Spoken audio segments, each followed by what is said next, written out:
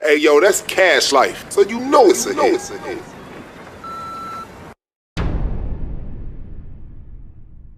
Bro, best engineer in Chicago. Welcome to Lua Lua. Appreciate you coming on. Thanks for the invite, man. Thanks for the invite. So let's start from the beginning. Let's do it. What was your childhood like growing up? I would say playful, really playful.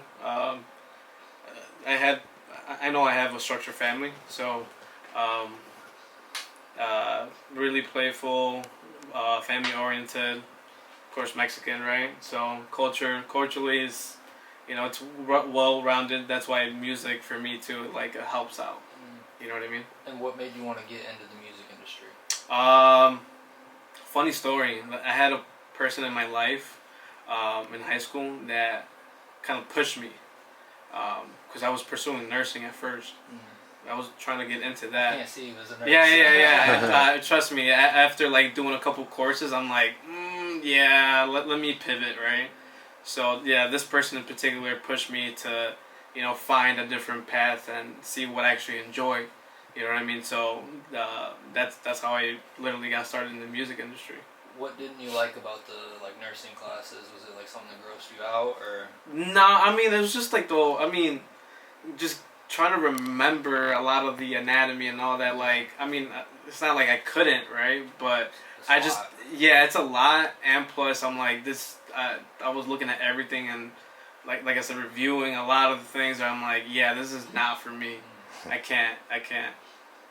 I mean, more support to the people in the medical field. I give them so much props. It's hard work. Yeah, 100%. So you're born and raised in Chicago, then? Yep. Okay. Yep. Who are some of the top artists you've been in the studio with? Yeah, I was fortunate to work with Wrld, Queen Key, King Louie, Cowboy, and many others, to be honest. But of course, locally, those are the kind of main people that I work with. Yeah, it's a pretty good list. Yeah.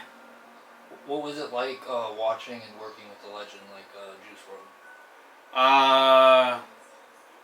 At first, I mean, it was kind of unseen in a sense. I was expecting to, of course, record top people, right? But I've learned that working with artists that are developing is always the best thing, and for me to see that kind of over time and getting to see him at his prime, that was the best feeling ever, because I'm I could at least say I worked with an artist that got to that point. Legends. Yeah, definitely. And I felt like it was kind of overnight in a sense, but not really, because I started recording him, when I was 22, 23ish, and he was 15, 16 years old. Oh wow. So you knew him before yeah, he... Yeah, 100%. Yeah. So I remember. Pretty cool. I mean, at that point, he would literally ask for advice and girlfriend tips and stuff like that. And I'm it's kind of cool when I remember that now. And I'm it's a good thing to tell people certain little things. Mm-hmm. You never know how you're gonna impact somebody. And what was his recording process like? Because everyone talks about how methodical he was. So. Yeah, I mean, it was amazing, to be honest. When he got to that point when he was working on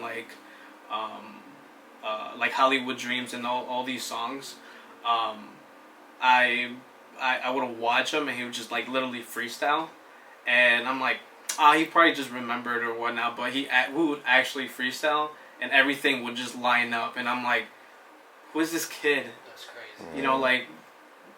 Who made him? You know what I mean? Props to him, Where were you at when you heard the news of Juice passing, and what was your thought process like at that time? I still remember it was yesterday. I had woken up. I had gone out the night before, and I woke up, and I've just seen a whole bunch of messages, and saying oh, Juice passed away, and I'm there's no way. And then of course you hit social media, and then the top World Star was announcing it, And I'm like, I still couldn't believe it. Like, I couldn't believe it. And I had to call Will, which he's another engineer, owner of Envion, that, of course, like, had the chance. And I had called him. I'm like, hey, I'm like, is this true? And then he was kind of like, at the same time, too, he just couldn't, he couldn't fathom the moment, basically, right? And he's like, what are you talking about? I'm like, look at social media, like, let me know if it's true or not, you know what I mean?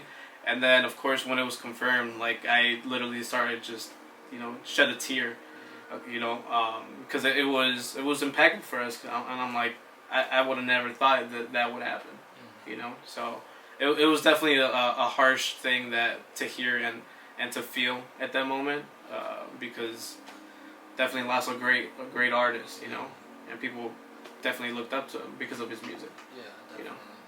And you knowing him since he was so young. Exactly, and that plus that and conversations that we would have, like that's what really kind of mesmerized that moment,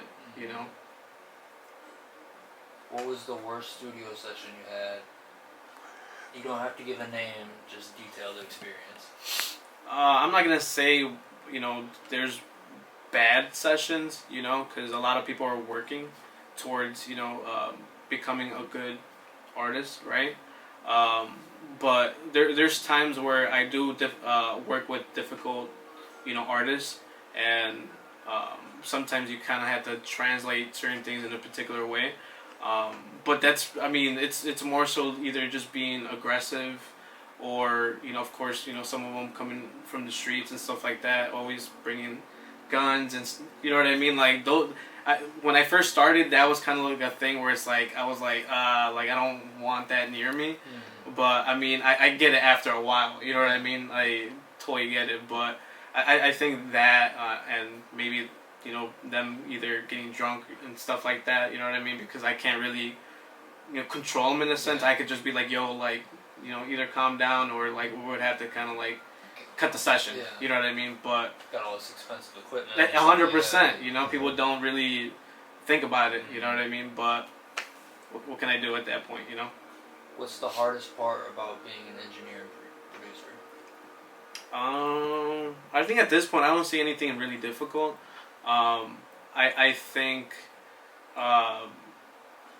the part that kind of like still I'm still kind of toggling through is the development stage. I think try to, like I said, communicate with the artist in a particular way in order for everybody to understand what's going to be beneficial for them, and how I work too. You know what I mean? So that's kind of like, in a sense, try to compromise. Has the artist ever like tweaked with you for working with someone that they didn't like? Because I know when I first started the management at the beginning, people would be getting upset if I wanted to work with so and so. Like beefing, right? Yeah. Yes and no. Because I've worked with a whole bunch of artists, right? And a lot of, plus social media kicks in, and like, oh, you work with him, and they start to kind of say little things like that. I'm like, I can't control that. It's your job. Yeah. I'm like, I record music. I feel like I'm great at it. You know what I mean? So at the end of the day, like they're gonna come towards me. You know what I mean? So I can't really be like, no, I can't work with them, or you know what I mean? Like that's a personal thing. It's like try to work it out as best as you can. Keep it professional. Exactly, keep it professional. Favorite artist to get in the studio with right now?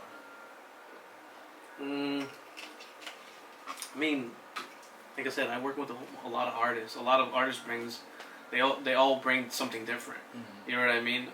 And I like that because everyone has a different character. So I'm not gonna say like my favorite. I could say like there's just different characters that I actually admire, and I'm like, okay, like you're a good person. You know what I mean? Like, and I want to have a good relationship with you. Should drugs be involved in a studio session? I'm gonna say no, right? 100% no. But a lot of people feel like they need it in order for them to spark their ideas, which is, to me, I'm like, all right, do your thing. But once you hit the booth, then we gotta start working. Mm-hmm. You know what I mean? Like that's where it starts to kick in. And hopefully that kind of like doesn't, you know, bring you down or changes your mood or whatever the case is. But like, let's keep it rocking, you know. Definitely. From like the manager's perspective, nothing irritates me more when an artist is in the studio zanned out or leaned out, and I just see the clock ticking with the money timer going up. It kind of hurts a little bit. It's like you're kind of wasting a little bit of time. You know, you could have just made, you could have put an ad-lib or something. You know what I mean? At least, you know, put that out there. How do you plan? I've seen you've been going like very entrepreneurial lately. Right. So how do you plan to position yourself in the Chicago music scene in the future? Good question. I mean, right now, like I said, I've been working at Envion for, that's gonna be my 10th year in September. So I feel like I've learned a lot, and I definitely want to take it to the point where like we're either managing artists, you know what I mean, you know, doing a lot of the background work. That's I feel like that's the end goal, and of course, you know, building more studios outside of Chicago. You know what I mean? I feel like there's certain places where, you know, I feel like our sound is needed, you know, and plus we could bring a lot to the table as well. Definitely. You know what I mean? As far as like helping people, you know, even bringing, you know, people involved too. You know what I mean? Because we can't all do, you know, all of it. You know what I mean? Just kind of, you know, you know, spread a little bit. You know what I mean? Well, Dro, appreciate you coming on. Thank you for the invite, man. Seeing what the future holds for you. Of course, man. Appreciate you, man. Yes, sir. Yep.